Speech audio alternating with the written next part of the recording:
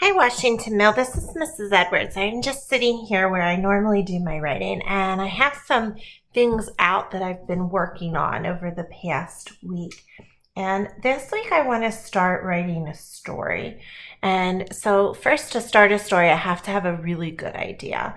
So, I did this last week. This was my story about how to make a pizza. And so I had drawn all those pictures and wrote the words that went with them. And I actually did that, not writing the words, but I planned out some other stories as well. And I want to try today to maybe tell a new one, share a new one with you.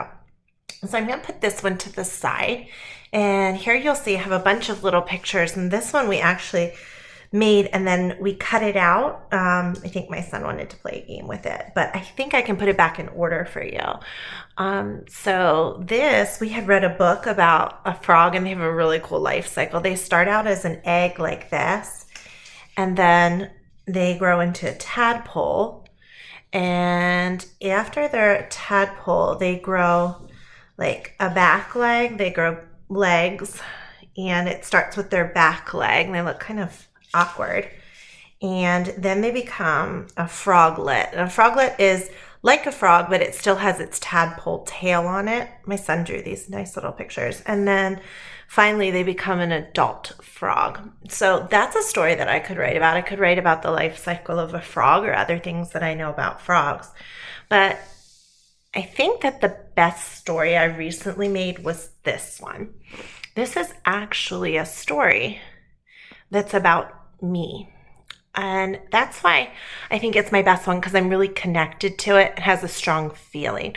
We've written stories in the past where we wrote about a time that we were really happy or excited, and maybe a time that we were sad or even angry about something, or when something got broken. We've written about things like that. Well, this is a feeling that I know a lot of you have felt before, and it's scared. It is absolutely okay to be scared. I'm going to tell you a true story about me that I have sketched out on this paper. Now, this is just a sketch. It's not my best drawing. I'm going to save that for when I make a book. But when I was little, I was in fourth grade, and I had a teacher. This is supposed to be him here. That's why he's big. His name was Mr. Kime. We went on this super cool field trip to this cool place in Pennsylvania called Camp Kiwanis, and it's out in the woods.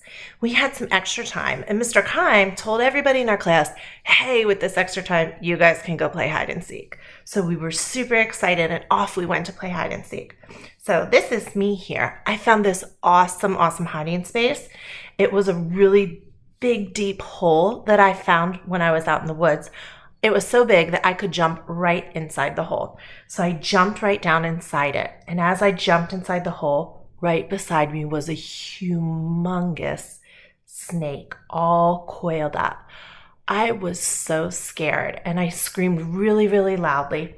And luckily, there was a boy named Justin, that's supposed to be his hand there, that was really close to me in the woods, and he ran over and grabbed my hand and helped pull me quickly out of that hole. Well, after that, Mr. Kime said, no more hide and seek.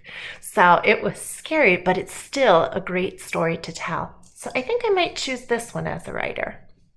Today, if you want to, you can make a new story that's not about something that you know how to do or about a cycle, but something that's really about you. You might think of a time that you're happy, scared, sad. Those strong emotions help us to make great stories.